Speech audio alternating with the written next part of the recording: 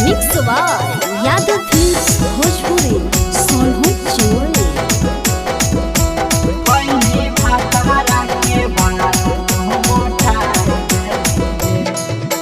पहले हलही दुबर पतर गोटाई गेलहिंगे, पहले हलही दुबर पतर गोटाई गेलहिंगे।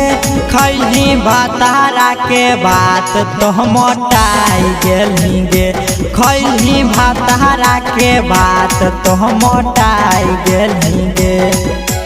पहले हलही दुबर पतर गोटाई गेलहिंगे, पहले हलही दुबर पतर गोटाई गेलहिंगे।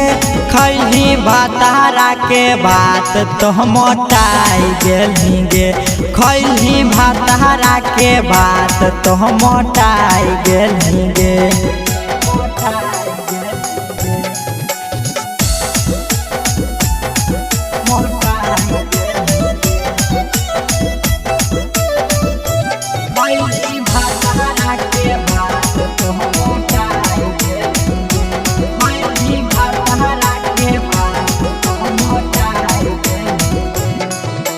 देखी तोहर लोक छौड़ी ढूक गेलै हुक गे।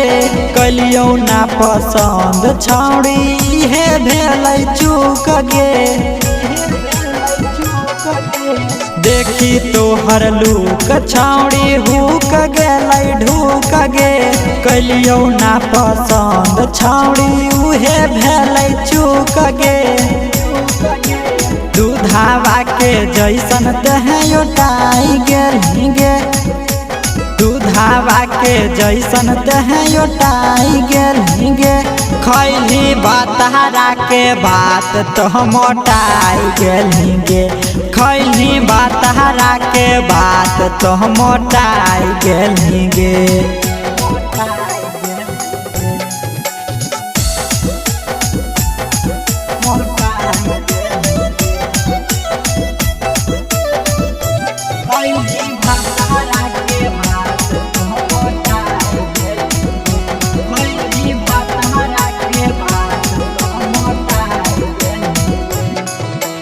दिलो पर लहल नहीं नीरज अवधे सगे।